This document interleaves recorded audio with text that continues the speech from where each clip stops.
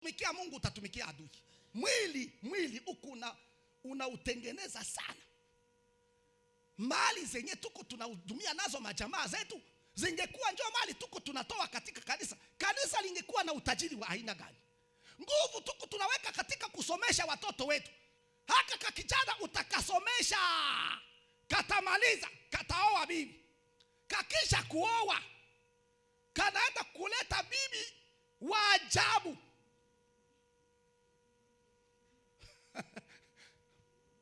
Ngombe zako zote ziliishia kukale kabwana hako. Ziliishia pale kukale katu. Ngoja kamalize masomo, ngoja kaowe, ngoja kapate kazi. Kakishapata kazi, utasumbuka wewe. Bamoja wajue baba yao biko wapi. Si mara nyingi tuko tunasikia vile. Utapiga simu, anakudanganya, tuweke mahitaji. Mtoto wangu aliendaka Amerika, lakini ukimwambia huku hatuko vizuri, sijue kama ni mapepo balimweka. Hakuna mapepo. Bibi yake njoo pepo moja, mke wake. Alioa mke mwenye hapende bakwao na bwana yake. Kazana, Mungu mnasikia kwenye mnafikia. Na kisha nyinyi njoo waombaji wenye tuko nao. Makesha ni nini mtakuwa mnajitupia. Lakini wamoja hawapende wa mama yao mkwe. Iko shida. Kuna mama mkwe wengine wenyewe wanachanganya wakazana yao ni ajabu. Alikuja kukaa kwa mkazana wake, lakini analeta panike ya ajabu. Hatakagi hivi.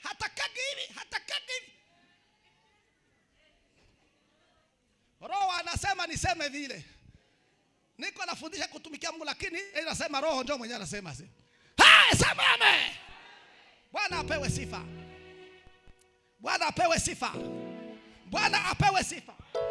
Bwana ahimidiwe sana. Bwana ainuliwe sana. Musikie huku. Ukiwa hauna kwa kwenda, ukienda kwa mkazana kwa mtoto wako ndio kwa nini unaenda kukaa? Hiyo nyumba ni ya mkazana wako, haiko yako. Usikie wewe mabukwe.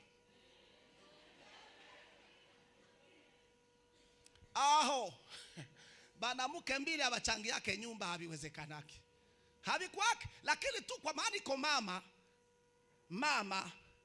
umupende mama, umheshimu mama, lakini wewe mama na wewe ujue kama hiyo nyumba ni nyumba haiko yako. Iko nyumba ya mkazana wako hiyo nyumba. Kuko watu wakweze, lakini hatake mabukwe yake. Mtu aliyemzalia mume, kama hangemzaa yeye, hangemlea yeye, amukuze yeye, ungemuona wapi huyo? Umupende mabukwe yako.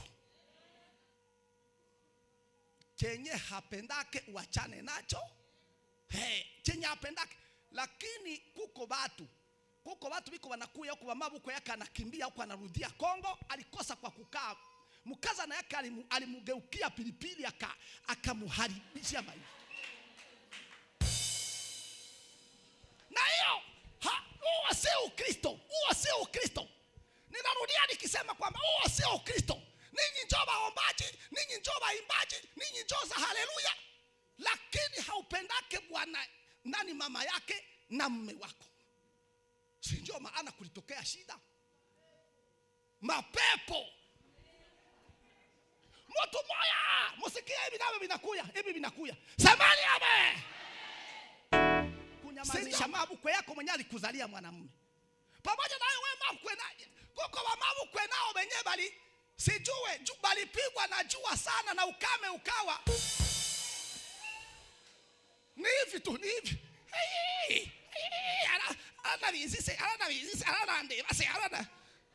Ufitikiwa wewe. Hallelujah. Amen. Bwana apewe sifa. Amen. Bwana ahimidiwe. Amen. Bwana awekwe juu. Amen. Bwana aheshimiwe. Amen. Bwana atumikiwe. Hallelujah. Tuinue sifa. Hallelujah. Hallelujah. Piga makofi ya sifa. Hallelujah. Acha tuanze kushukuru Mungu. Mungu kama vile ndugu anatoka kusema hapa, Mungu hakutanishe watu wake kwa bure. Ana shabaha, ana kitu atafanya hapa. Wakati niliingia namuona mtumishi wa Bwana pale, nawaona watumishi wa Bwana pale, nawaona watumishi wa Bwana pale, kweli ninaona hili si jioni la kawaida, ni mpango wa Mungu. Tupe Bwana sifa zake. Semeni haleluya.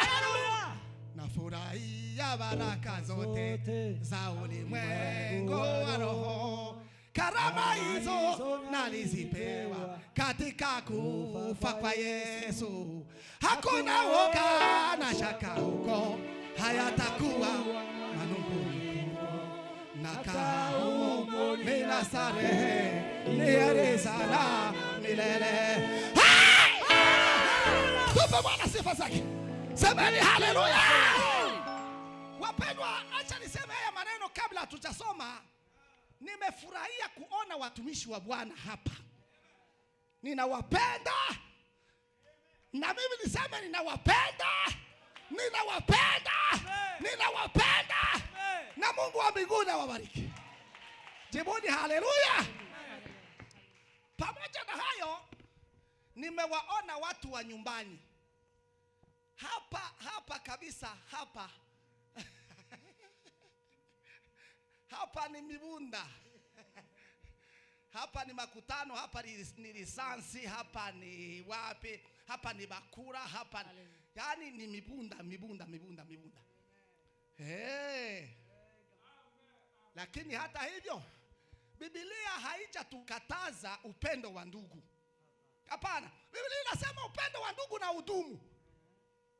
Hata kama kuna upendo wa agape, upendo wa Mungu, upendo usio na sababu, lakini hata upendo wa ndugu inasema tupendane ndugu.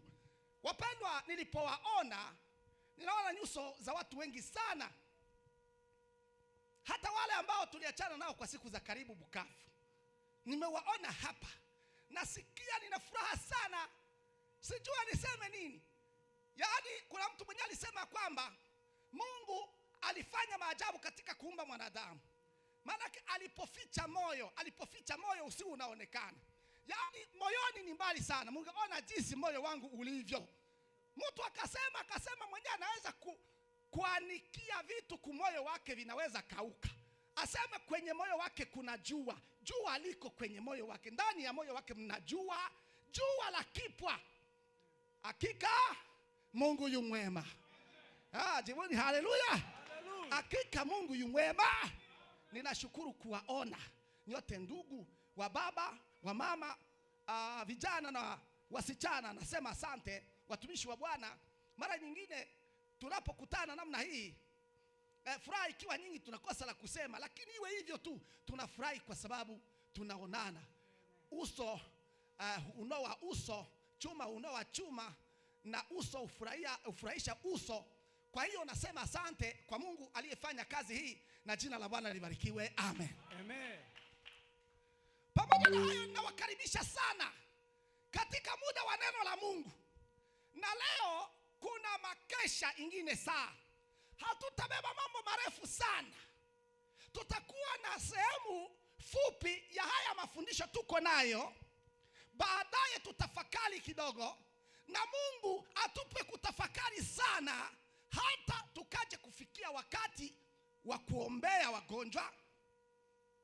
Isipokuwa kuko tatizo. Tuko tunaombea wagonjwa hapa, lakini hawaamini. Wanapenda umguse.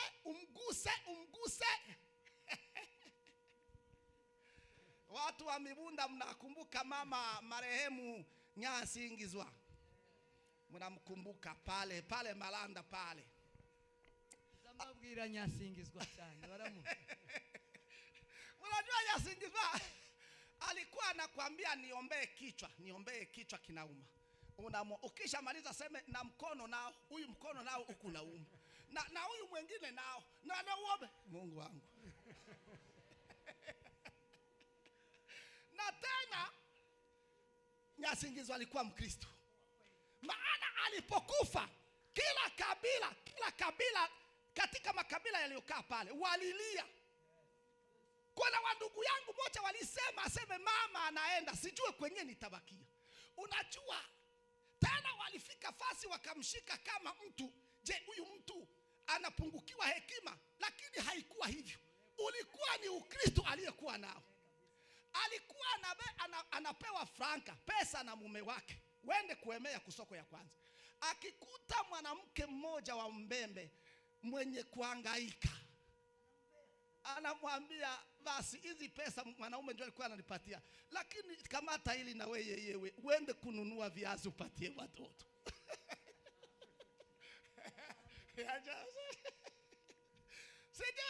Sijui kama mume wake alikuwa anampelekeaje, alikuwa anamchukuliaje, alikuwa anamchukua kama nani, alikuwa anamuelewaje, lakini ni hivyo.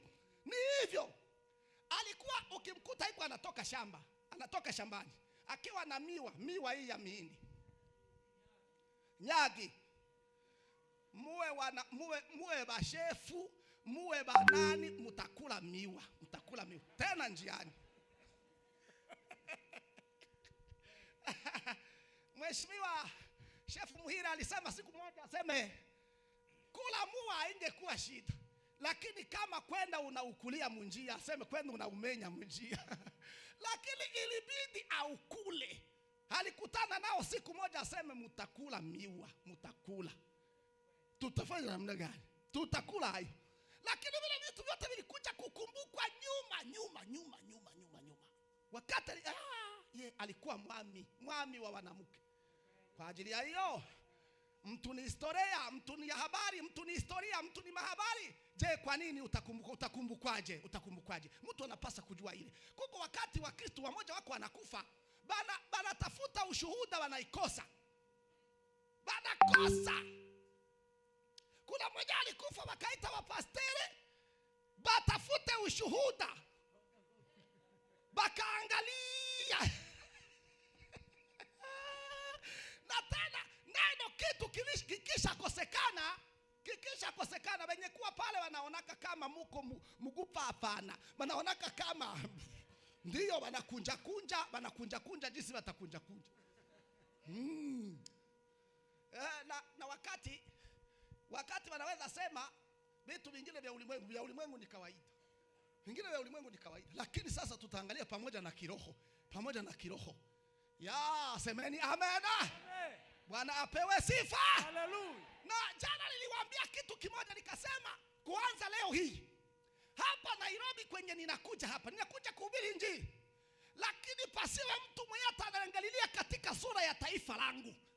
Msiangalilie mtu katika sura ya historia yake, ukoo wake. Sababu mimi ulema ambao niko nao, kama ni ulema ama ni kweli, siku hizi nikiona kitu siko na kificha.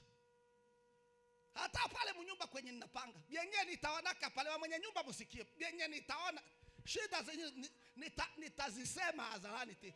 Hapa niliona hiki, like mkiache mkukaribisha wageni muache hiki kitu hapa. Nitasema mwache niwaambie. Hata ni mtoto mwenye halelewe sawa, mtoto mwenye haheshimu wageni nyumbani, ninaachaka naambia baba yake na mama yake, aseme mutaharibisha huyu mtoto huyu. Mungu aliwapatia haya, lakini hamuko mnalea vizuri. Hamulee mtoto sawa wewe. Nitaonyesha, nitaeleza. Sasa nilisema hivi, pahali pamoja nilishachunguza jambo moja.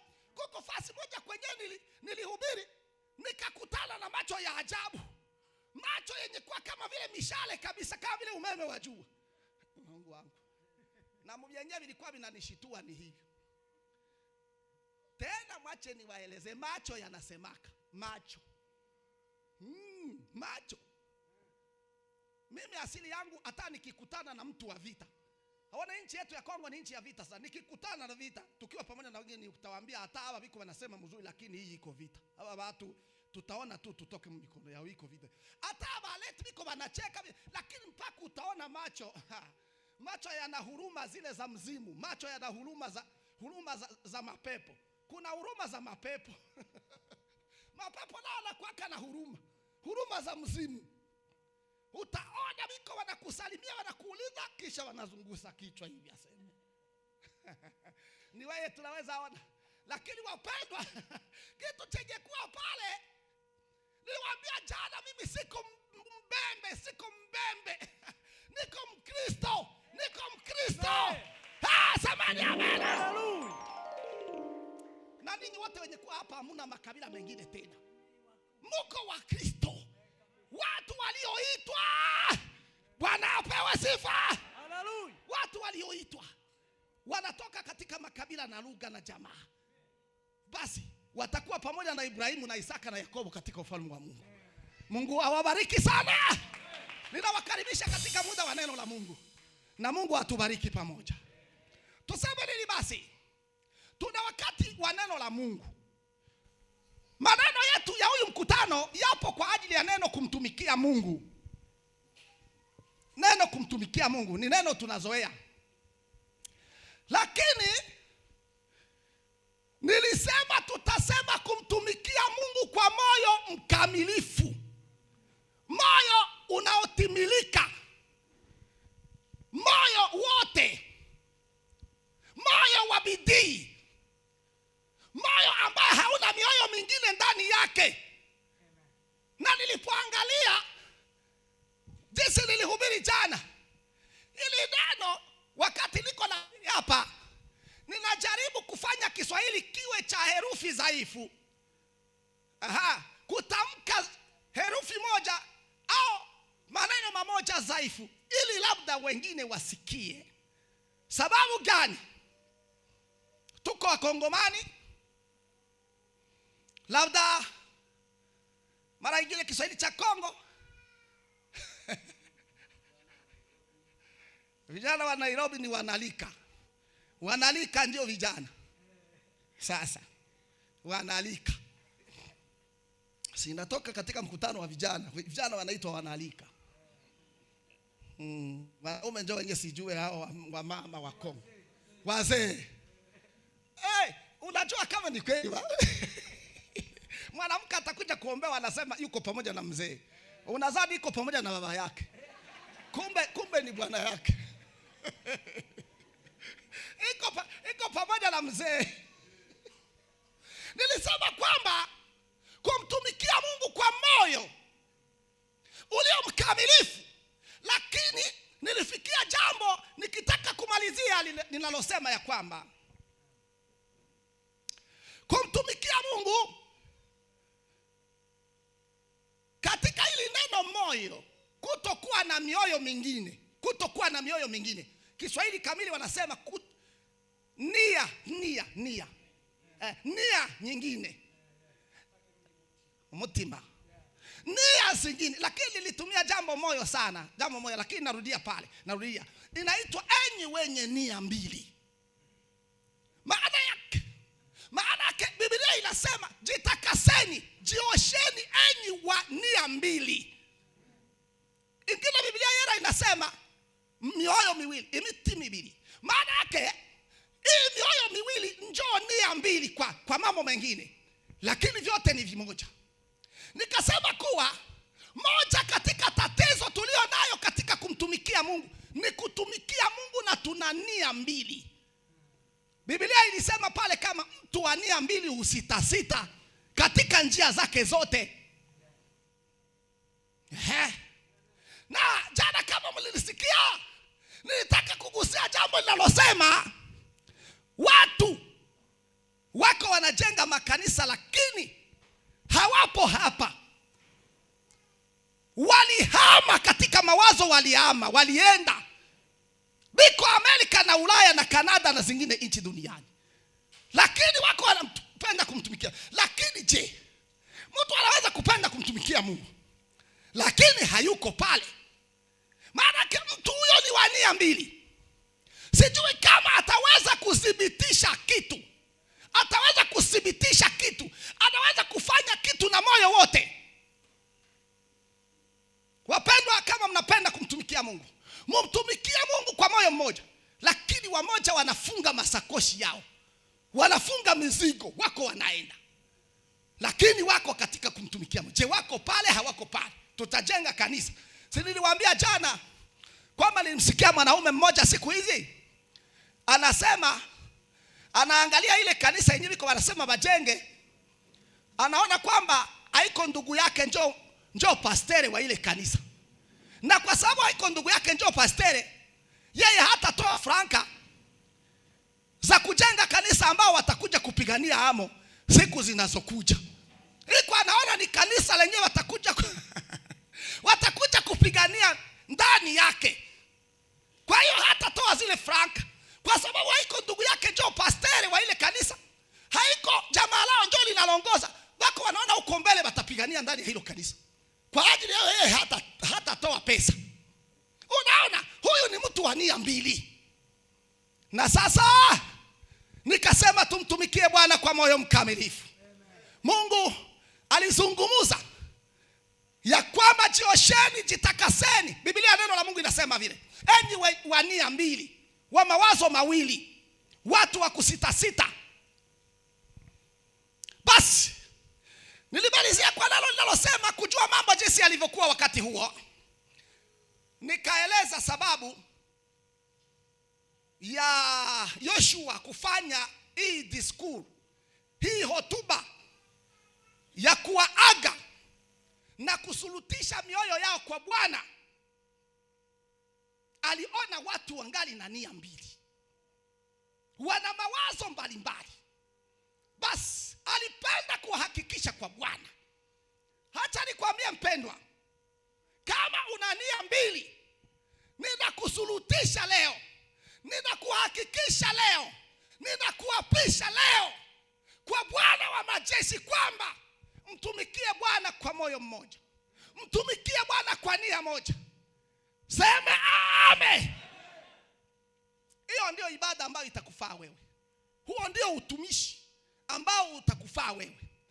Sababu tulifika fasi nyingine tulisema, Biblia inasema, na wapenda wale wanipendao, na wale wanitafutao kwa bidii wataniona.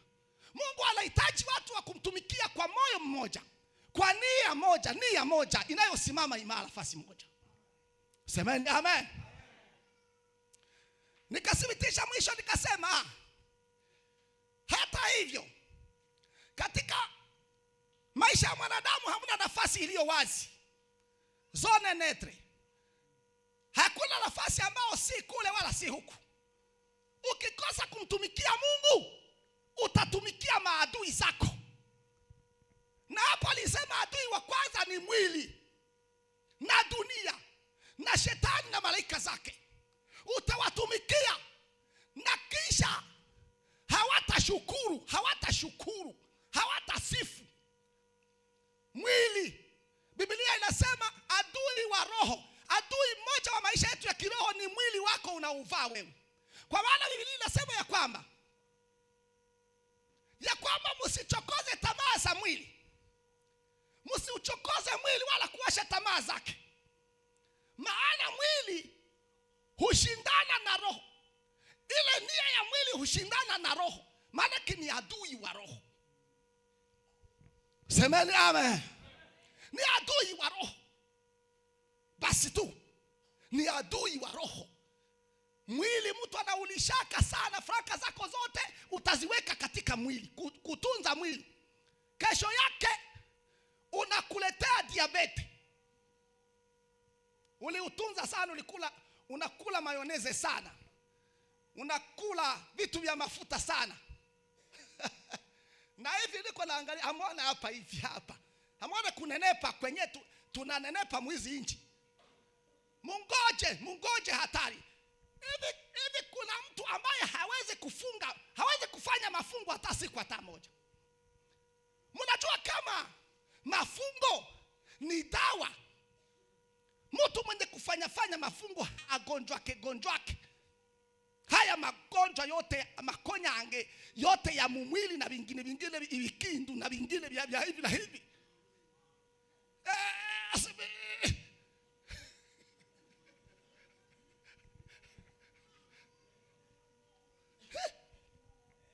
Na hata hivi mnaweza ana wanaume wenye kuwa hapa aba. Waulize pale.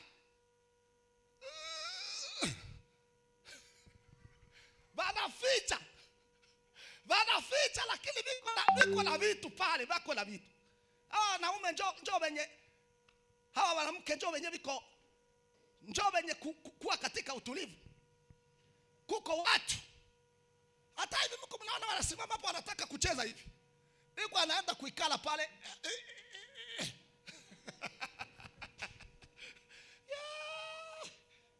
Jamaa niwaambie wayumbe wenyewe wanapenda kula watu franka. Yeye hana roho lakini ana utambuzi. Anaangalia kama mtu hivi aseme hauna diabetes. Asema bali nipima bakaiona. Anakuangalia aseme hao mgongo hauko unakuuma. Aseme hauko.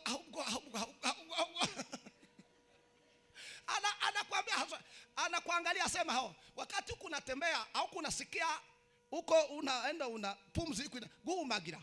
Aseme na shiza huko na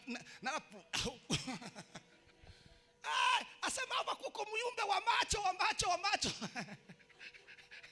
Iko anaona.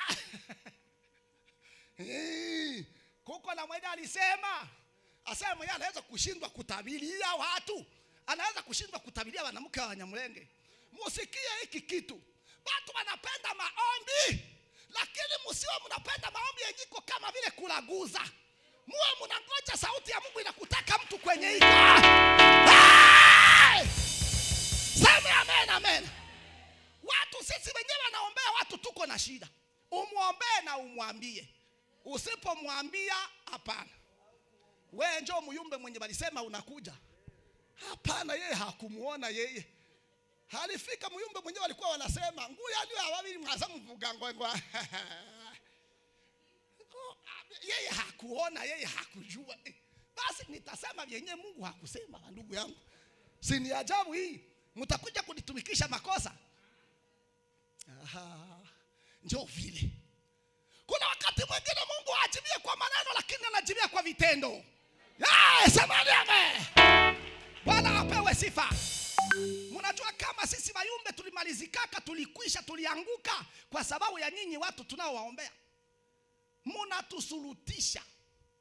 Omba tena, ukimuombea hautabiri hata kadogo. Rudia hamo tena, rudia. Unaniombea aye. Tukiwa tungali Malanda tulikuwa tunacheka.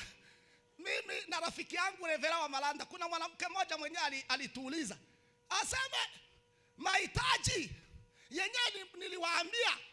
Ngwe kama mahitaji nayo azatika nguku kwa mata yateke. Tukamwambia nijua yani maana hatukutabiri vile. Tuliomba lakini hatukutabiri. Ngwe mahitaji ngoya atiti. Ni ajabu sana. Mbona mnaacha ile? Sababu utakuta watu wenye waokoke vizuri. Wakati unamsukuma anakufungia hewa. Anakufungia maji, anakufungia bure. Unaenda na masezerano yenye hayako. Anakufurahisha tu asema liniambia. Bia bure. Alikwambia nini? Unangoja sauti ya Mungu kwenye huko. Bwana apewe sifa. Tulishaka wahubiri watu tulichoka, lakini watu wiko wanasikia. Hata hivi niwaambie, amuone ile wakati mko mnakuja nende kuwaombea mimi pamoja na mheshimiwa apotre hapa. Tukiwaambia tunachoka, musikie muache na muende. Lakini muombaji akiendelea kukuombea na anachoka, unajua chenye kinakuwaka ataingiza mwili, alichoka. Siko mtu katika mwili, alichoka. Atakuombea vimoja vya kusema aende vya kuikuraho change ndamwikize change ibindi bene ibyo ngibyo. Haleluya, amen. Na wakati unamuuliza sasa wende ufanye vile, wende ufanye njoo vile Mungu alisema, yenda afanye. Semeni amen. Na sasa na hapo na vingine vingi. Usipotumikia Mungu utatumikia adui. Mwili unautengeneza sana. Mali zenye tuko tunahudumia nazo majamaa zetu zingekuwa njoo mali tuko tunatoa katika kanisa, kanisa lingekuwa na utajiri wa aina gani? Nguvu tuko tunaweka katika kusomesha watoto wetu. Haka kakijana utakasomesha, katamaliza, kataoa bibi, kakisha kuoa, kanaenda kuleta bibi wa ajabu.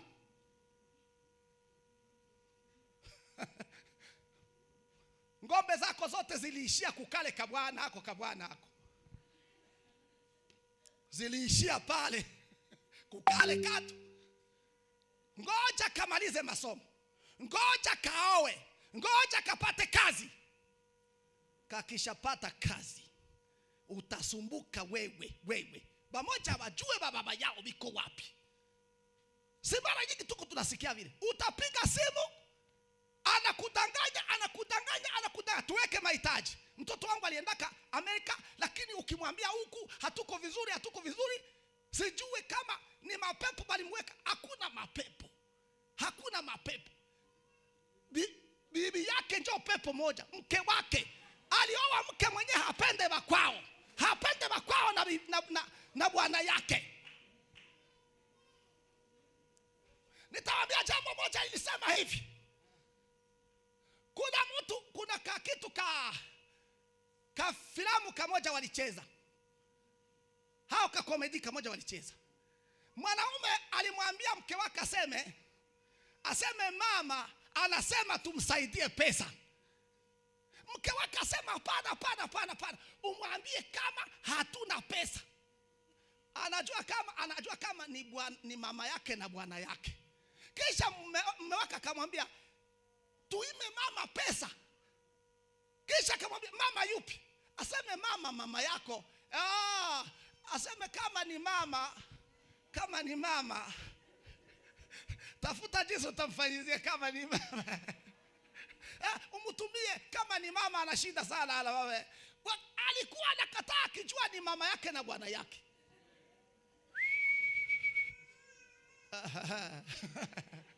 Muko mnasikia wakazana. Muko mnasikia kwenye mnafikia. Na kisha nyinyi njoo waombaji wenye tuko nao. Makesha ni nini mtakuwa mnajitupia. Lakini wamoja hawapende wa mama yao mkwe. Iko shida. Kuna mama mkwe wengine wenyewe wanachanganya wakazana yao ni ajabu. Alikuja kukaa kwa mkazana wake, lakini analeta panike ya ajabu. Hatakagi hivi.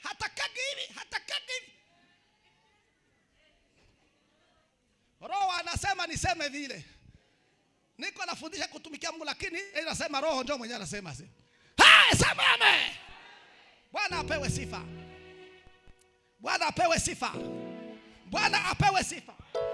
Bwana ahimidiwe sana. Bwana ainuliwe sana. Musikie huku. Ukiwa hauna kwa kwenda, ukienda kwa mkazana kwa mtoto yako ndio kwa nini unaenda kukaa. Hiyo nyumba ni ya mkazana wako, haiko yako. Usikie wewe mabukwe.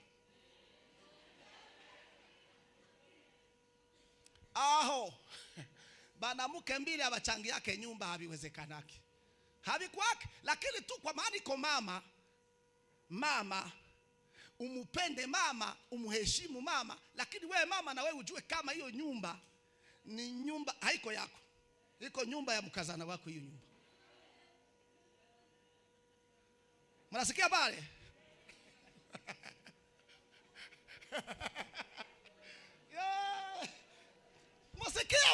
Musikie. Hapana kila kitu mimi. Musikie baba mama. Kila kitu mie kweli. Huyu binti ya fulani kasuzuguro. Wewe hii nyumba ni ya mkazana wawe. Yingiye. Ni nzu yundi mugori. Si nzu ya simu wawe. Unakuya kuikala mule tu. Wamama mko pale.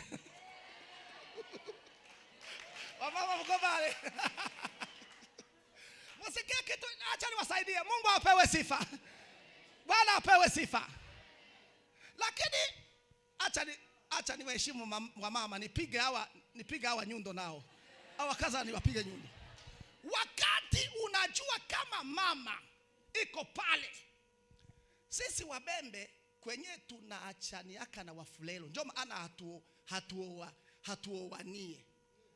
Aseme Bafulelo bana itaka bwana yake ya huyu bibi, akiona mabukwe yake anakuja, anamwambia mke wake nyoko aisha mwane. Lakini Wabembe sivili, akiona mabukwe yake anakuja, anamwambia mke wake mama anakuja. Mama ya nani? Ni mama alimzalia mke. Basi kuko watu wakweze, lakini hatake mabukwe yake. Mtu aliyemzalia mume, kama hangemzaa yeye, hangemlea yeye, amukuze yeye, ungemuona wapi huyo? Umupende mabukwe yako. Chenye hapendake uachane nacho. Chenye hapendake. Lakini kuko watu biko wanakuya huko, mabukwe yake anakimbia huko, anarudia Kongo, alikosa kwa kukaa. Mkaza na yake alimugeukia pilipili akamuharibishia maisha. Na hiyo huo sio Ukristo, huo sio Ukristo. Ninarudia nikisema kwamba huo sio Ukristo. Ninyi njoo waombaji, ninyi njoo waimbaji, ninyi njoo za haleluya, lakini haupendake bwana nani mama yake na mume wako. Si njoo maana kulitokea shida. Mapepo. Mtu moya, musikia hivi navyo vinakuya. Samani amen. Si njoo maana kulikuja mama yake ya bwana siku moja, mke wake akamwambia mama yako hata lala humu. Wende utafute fasi ingine kwenye mama yako talala. Hatuna nyumba ingine, aseme utapata hako. Sitake mama yako kunilalia humu, kunikalia humu. Na hizi nyumba za huku kwenye huko na nipale au na nyumba ingine. Bwana akajishughulisha, mama yake akisha kula usiku anaenda natafuta kwenye mama yake atalala. Kwenye mama yake ataenda, anampangisha kule. Vinaendelea. Basi mwenyewe angetaka amlalia hata mnyumba, ndio mwenyewe angempata chakula kizuri. Siku zinafika mama anarudia. Siku zingine mama yake na bibi naye anakuja. Wakati anafika nampikia, furaha iko yote. Bwana yake anamwambia unakosa kujua sheria ya hapa kwetu. Mama utafute kwenye mama yako atakwenda.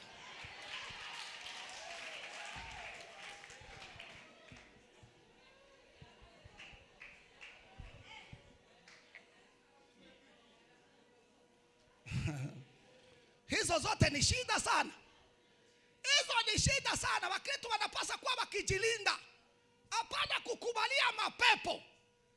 Nirudia tena.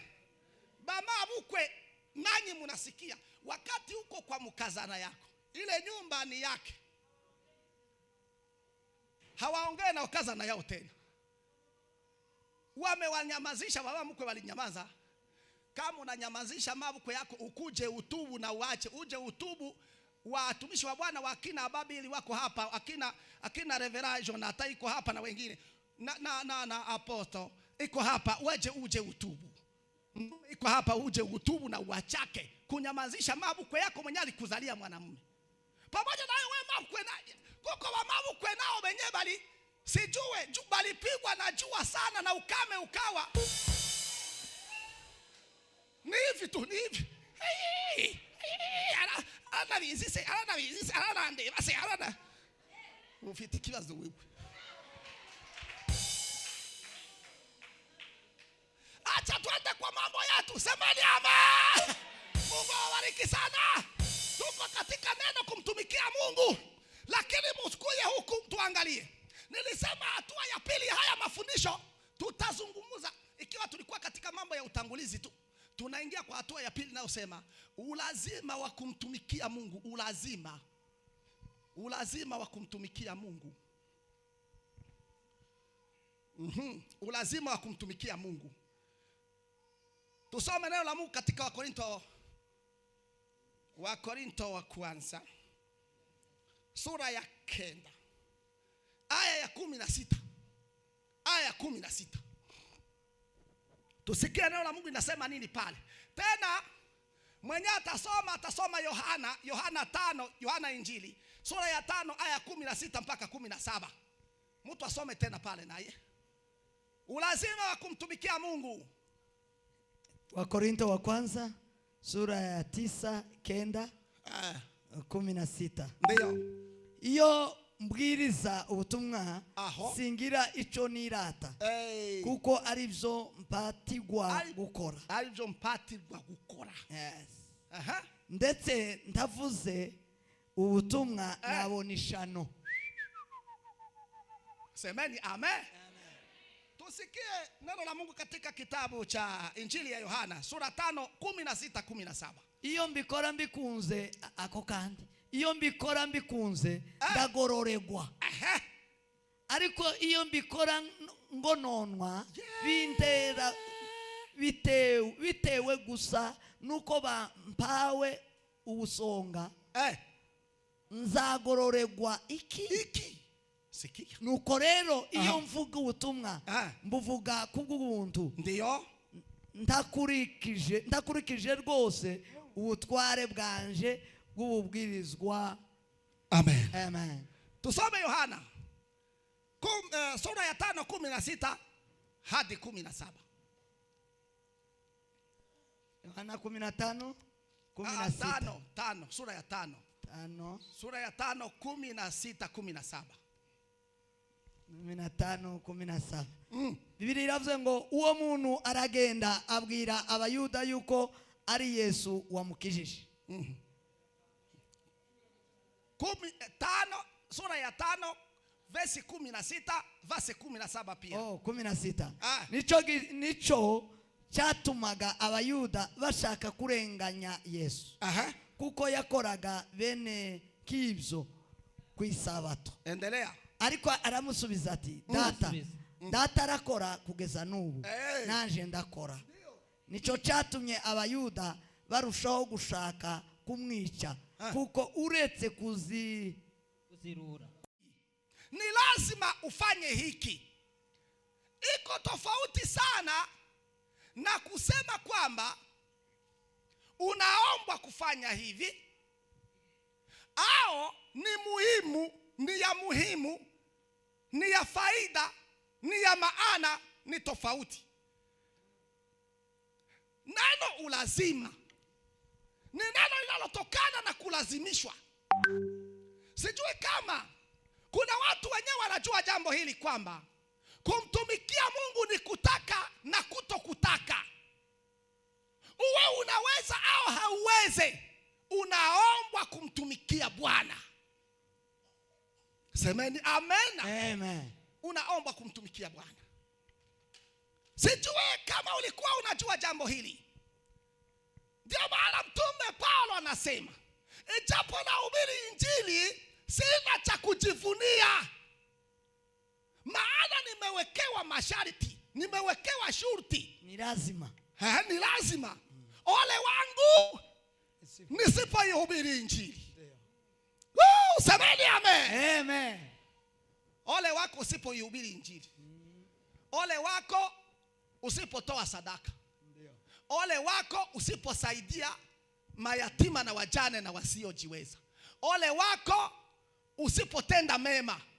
Ole wako usipotimiza kazi za upendo. Ole wako. Ole wako. Ole wako usipomwimbia Bwana. Ole wako usipohubiri Injili. Ole wako usipotoa sadaka. Ole wako usipofanya maombi. Usipofanya maombi, ole wako. Maana kila kitu kiko ole wako, ole wako, ole wako, ole wako, ole wako. Kabisa kabisa. Napenda Mkristo uelewe hivyo.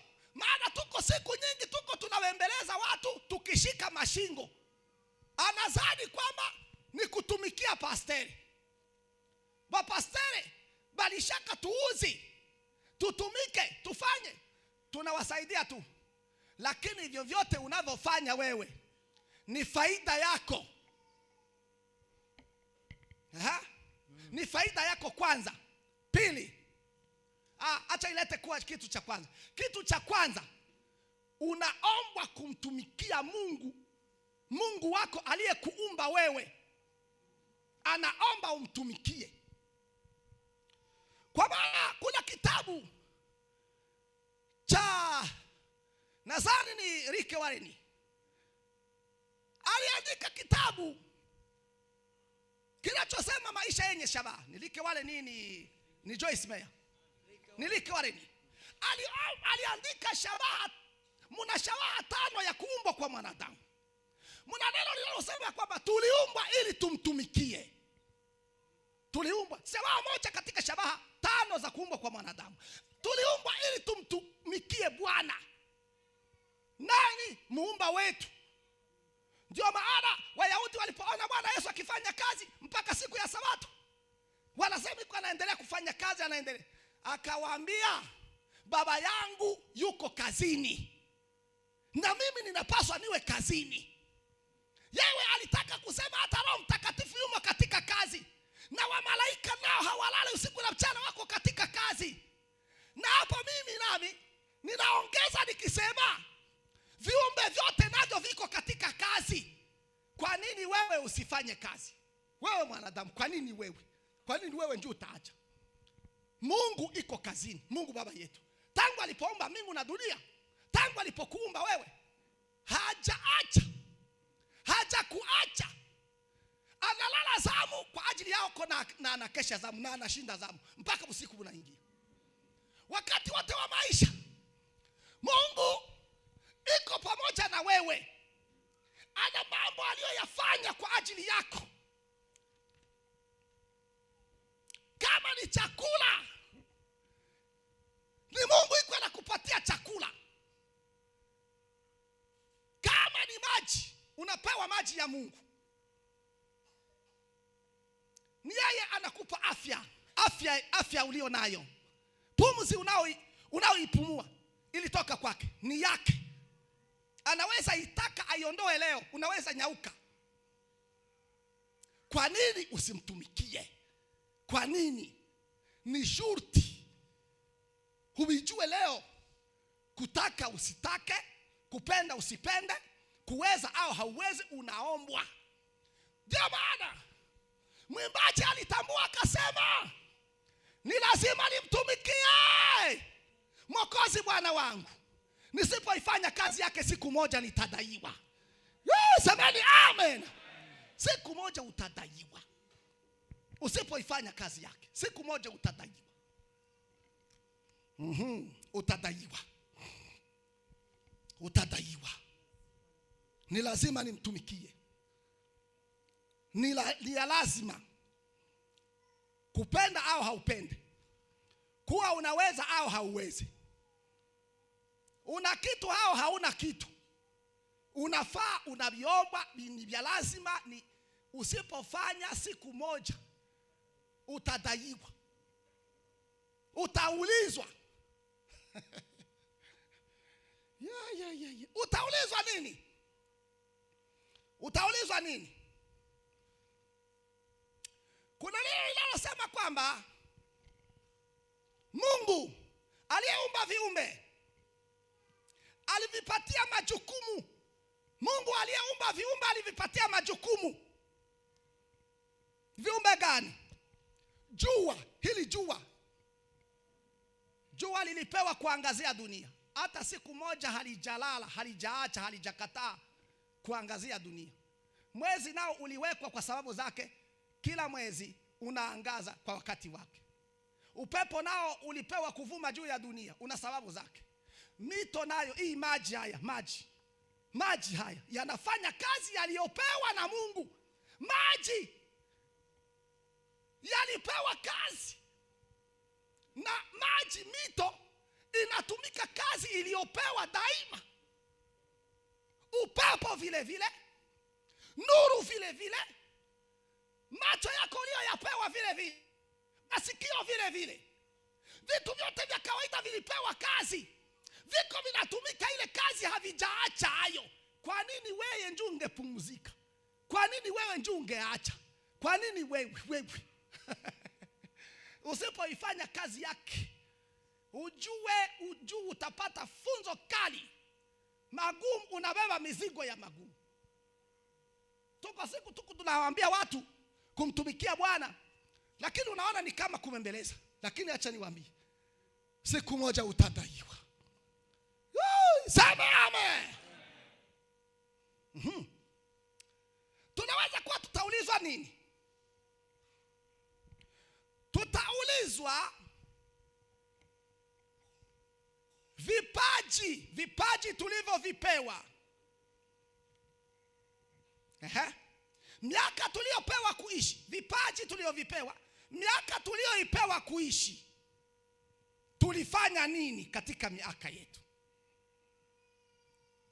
Ukweli ni huu kwamba tutaulizwa jinsi tulitumikisha siku zetu na miaka tuliyopewa kuishi juu ya dunia. Acha nikwambie mpendwa unayenisikiliza, miaka uliopewa kuishi, siku ulizopewa kuishi, haukuzipewa ili ukaziharibu kwa bure. Ulipewa hizo siku na hiyo miaka ili umtumikie Mungu.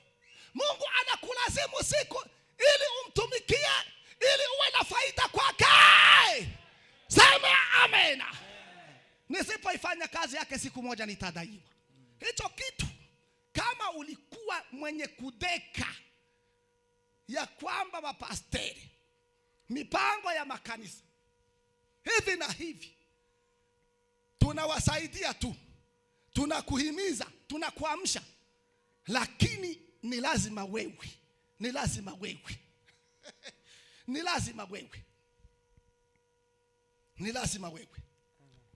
Pengine ikiwa mtu hata mtumikia Bwana, kuna vitu vingine ambavyo vitatokea kwake.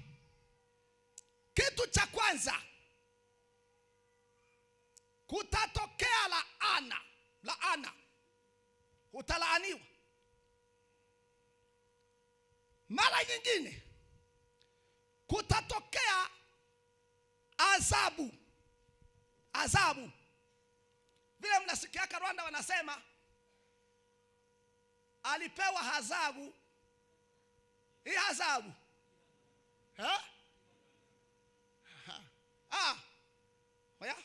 hali ibihano, lakini kuna neno linaita adhabu. Watu wenyewe wanafungwa, atalipa milioni za hivi, ni adhabu ya hivi. Ninasikia kasi niishi Rwanda miaka 9. Adhabu. Utalipa vya watu na utapewa adhabu.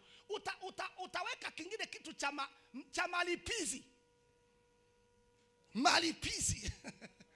Ni adhabu nyingine. Ni adhabu. Semeni amen. Wishuri by'abandi. Ya mtu fulani umeyabeba, utaujasha amaji. Ni adhabu. Uzane n'andi mazi y'ihadhabu kongera kuri bya bindi by'abandi paka biri. Okay. Ndishya kababaro ni ibibazo. Ndishya kababaro nayo inakuja nyuma. Ndishya kababaro nayo inakuja nyuma. Ni ngorane. Kama mtu amtumikia Mungu atalaaniwa. Kutakuja adhabu na mapigo na vifungo, blockage. Kutakuja vifungo, kutakuja malipizi na hukumu. Hata kifo cha ghafla kinaweza kikatokee kama umtumikie Mungu. Maana yake hauna maana ya kuishi. Msikia hicho kitu? Wakati umtumikie Mungu, kunaweza kukatokea mapigo, malipizi, adhabu na hukumu, na hata kifo cha ghafla. Kifo cha mapema. Hapana cha ghafla. Kifo cha miaka ya mapema. Maana yake hauna maana ya kuishi. Tachumazi. Vyote vyenye unaishi, vyenye Mungu anakupatia, vile Mungu anavyokupatia ni kugaspie. Huku na gaspie bure. Ni kama ule mzabibu wenye ulipandwa, mwenye mzabibu akitaka kuangalia matunda kwa huo mzabibu. Miaka 3. Mwaka wa kwanza alikuja angalie matunda, hakuyaona. Mwache kwanza, labda ungali utapamba. Mwaka wa pili akaja, akakuta mzabibu hauna matunda, unaendelea kunenepa tu. Mwaka wa 3 alisema nini? Alisema unaendelea kuharibu inchi. Muungowe, mugeuze kuni, uteketee. Maana kuto kumtumikia Mungu kunaweza kukuletea kifo cha haraka cha miaka ya unaenda unaharibu mazingira ya bure. Hakuna kitu unafanya, hauna maana ya kuishi. Ni ajabu sana. Kumbe kazi kumtumikia Bwana ni kama vile ukingo, ni kama vile urukingo ya mauti au kifo. Dorcas alipokufa, wajane na mayatima na watu wasiojiweza walilia sana, na waliomba, walimwonyesha zile kanzu, walionyesha maiti kwa zile kanzu. Petro alipoitwa kuja kuomba, wanasema si maombi ya Petro ilirudisha Dorcas, bali ni kazi zake ambazo ilionekana kuwa kumbukumbu mbele za Mungu kwa ajili ya wale wajane. Dorcas akarudishiwa uhai tena. Semeni amen. Amen. Hapo sawa. Hata maombi, kama mtu atumikia Mungu, tutakwenda, hata maombi yako hayawezi yakasikike. Ndio kimoja katika kinachosababisha maombi yako kusikiwa. Haya maombi mko mnasumbua bababili, baba na waombea sengera mashi senga subiramo usenu nyenganyeza usenu ndanyenganyeza. Lakini sasa ikiwa haumtumiki yake Mungu, hauna matunda. Tikisa. Ikiwa haumtumiki yake Mungu, maombi hayatajibiwa.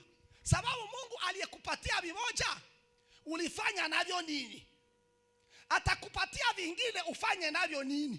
Bila njoo wenyewe vitafanya nini?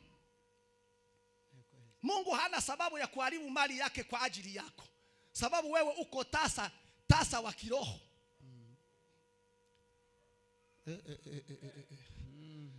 Sema amen.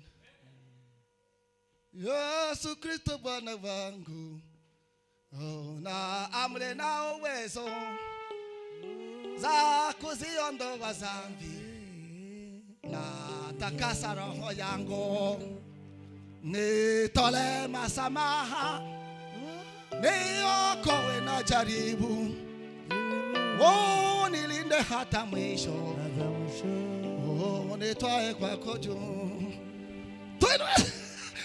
Hallelujah! Bwana apewe sifa. Amen. Ni vizuri watu wao wanaomba masamaha kwa Mungu, kwa sababu tuliitwa ili tumtumikie, lakini hatuna maana. Uniombeye niligonjwa,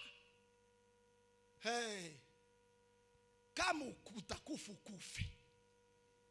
Ukikuku naona ukikufa, kanisa litasema aseme kuko watu watakatika mgongo aseme kunaenda Mkristo, kuko kiungo chenye kilitoka pale. Weye ni nani? Batasemaje? Wewe kunaona jinsi ulivyo, unaweza enda kanisa likafanye gunga wana, ili kanisa linaweza kusema aseme huyu anaenda. Niwaambie watu wenyewe waliishi Bujumbura, kulikufa mwanamke mmoja anaitwa Munyana. Wakati Munyana alikufa, makanisa yote ya Burundi yalisema Munyana anaenda, tutafanya aje? Munyana anaenda. Kanisa lake halo watu hata wapasteri walikuwa wanashindwa kusema Munyana anaenda, tutafanya. Maana kile Mkristo wa ajabu mwenye anaenda, watu ni kushindwa kusema, mpaka serikali ya nchi ikasimama kwenda kufanya mazishi ya Munyana. Mutu tu. Lakini wewe vile ulivyo huku, naona ukifa batajua mahabari kama ulienda. Kwenye ulikuwa kutakuwa kumetikisika nini? Vitakuwa huku naona vikwaje.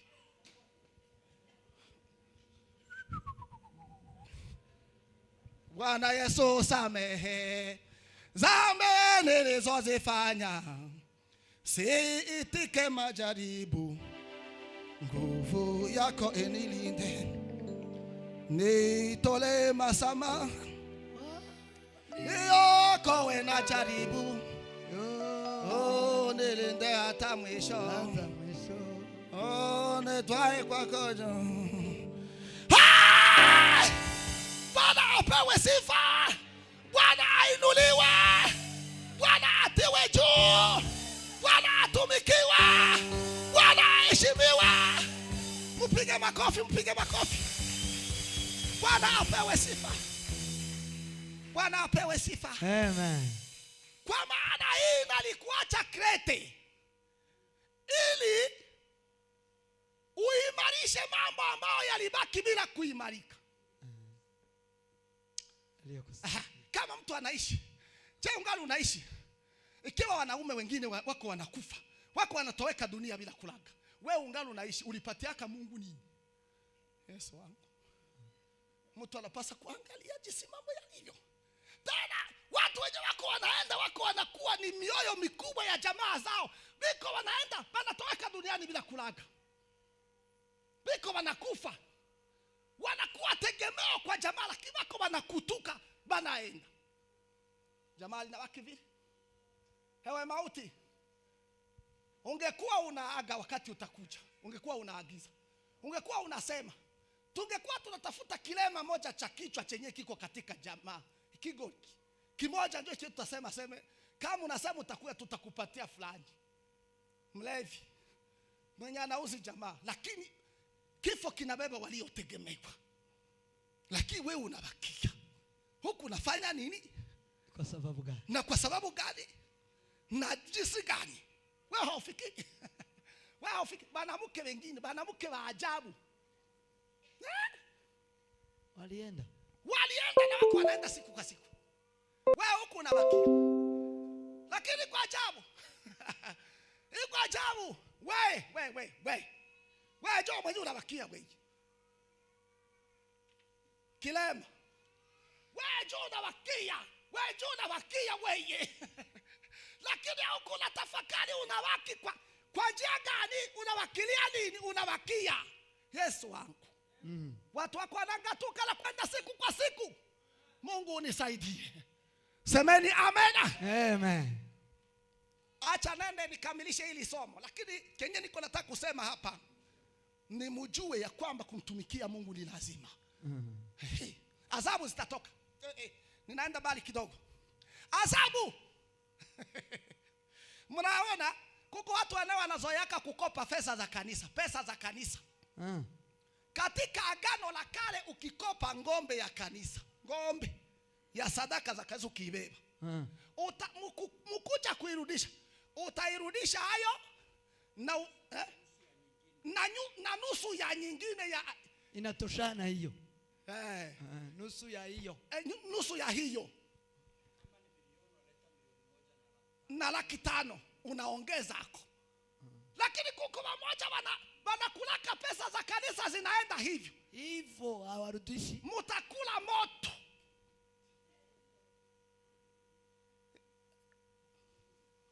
Musikie watu wiko wanakula pesa za kanisa. Aseme asali inakulaka nyuki yake, aseme nyuki zinakulaka asali yake. Aseme sisi ndio tunaua hapa na kuponya. Wewe unaua na kuponya pale. Kama Mungu anaweza kuleta kitu cha kukufukuza pale, unaweza fukuzwa hapa bila mtu mwingine kukupiganisha. Sikie huku, sikie.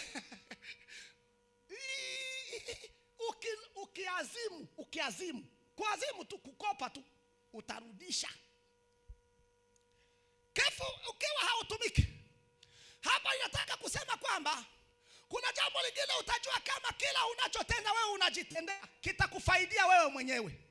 Kama haiko hivyo, ujue kwamba usipomtumikia Bwana kutatokea laana na adhabu na mapigo na malipizi na hukumu. Kitabu cha Hagai sura 1 na aya ya 2 hadi 11. Mtu mmoja asome pale kwanza. Kitabu cha Hagai, unabii wa Hagai. Unabii wa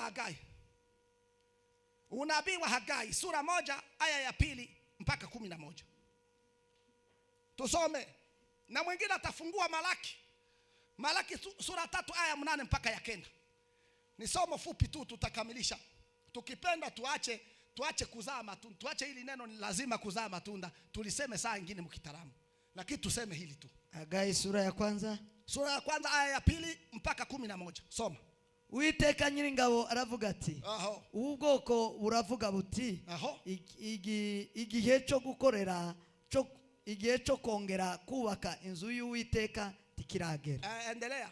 Maze ijambo ry'Uwiteka rizanwe n'umuhanuzi Hagayi riti mbese birakwiriye ko mwibera mu mazu yanyu y'ibitabashwa nago urusengero rukaba umusaka none umusaka.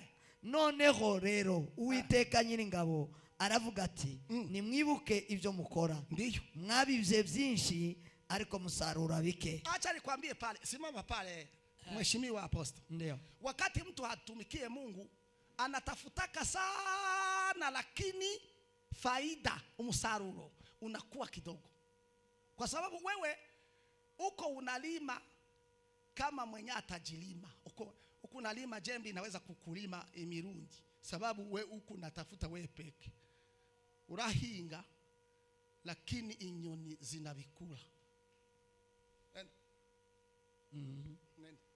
Kweli. Enda. Murarya ariko ndimuhaga. Musikie. Utauza mfuko wa kaunga kama wengine, lakini mwako njaa haitokake.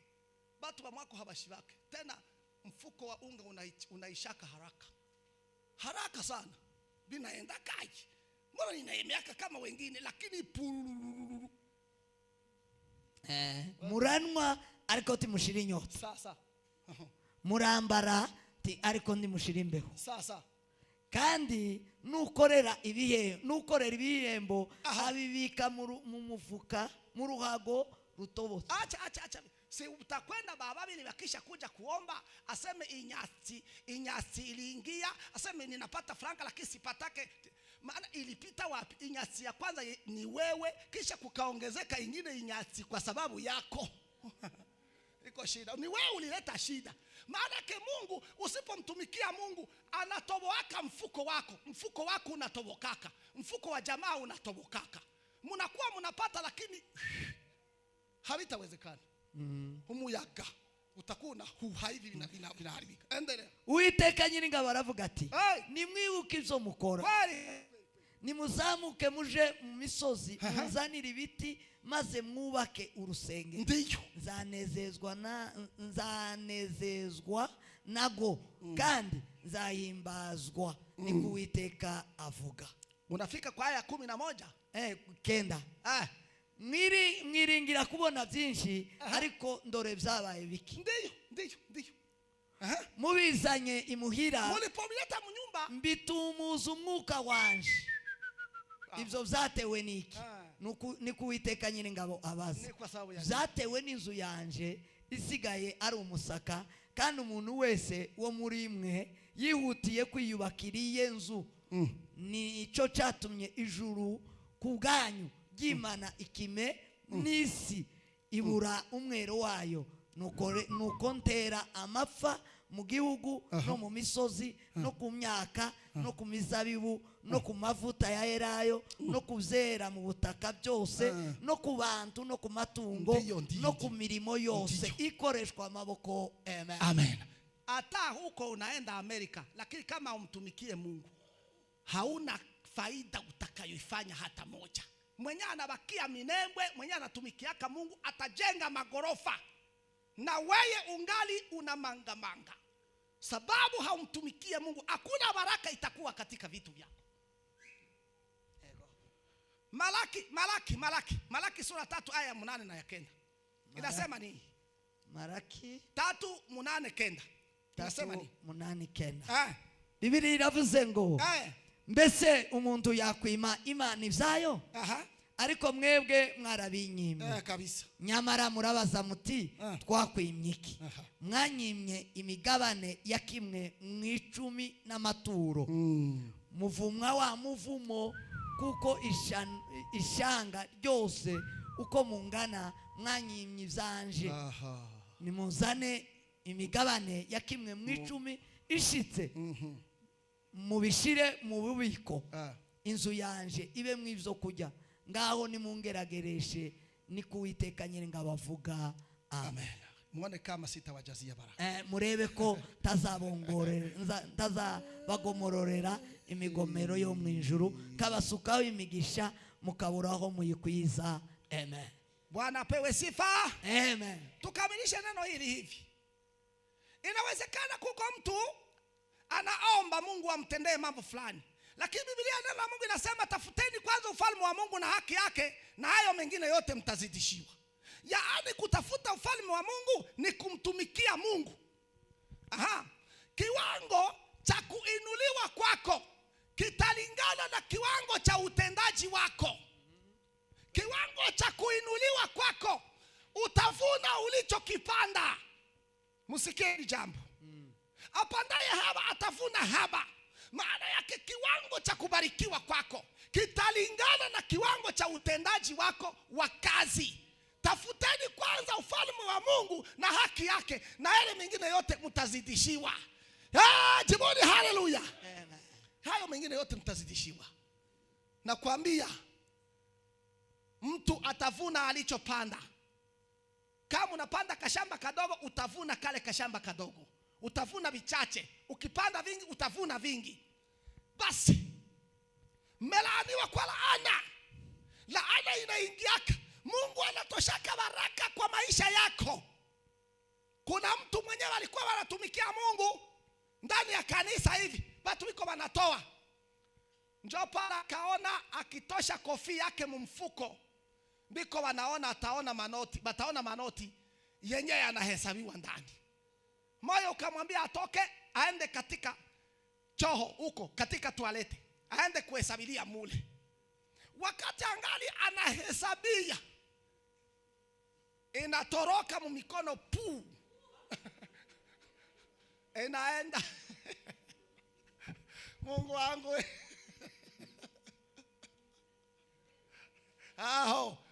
Usipotumikia Mungu utatumikia adui. Ingali itatokaje? Itatokaje? Na tena kuko wese moja, mimi nakwambia, kitu kitaanguka kwenye kitaenda. Kusema wafika ni safari mzima, ni safari ya mchana wote. Kusema wafike kwenye kitu kinaenda. Fasi. Watu bangebomoa kwa nyumba yao kwa sababu ya mtu iko anataka kufanya hivyo. Anataka nini? Mungu anamwonyesha chenye alikuwa anatafuta. Maana yake kuna adhabu na mapigo yanatokea. Nikwambie, hata lango la maadui linafungukaka. Lango la maadui linafungukaka. Mungu atafungua balozi bakupige. Mungu atafungua maadui waingie kwako wakunyanganye vitu. Sababu maadui ni nini? Mungu ataleta hata ugonjwa katika ng'ombe ikiwa hauzitumikiamo Mungu. Mungu ataleta ugonjwa mpaka zitaanza kufa.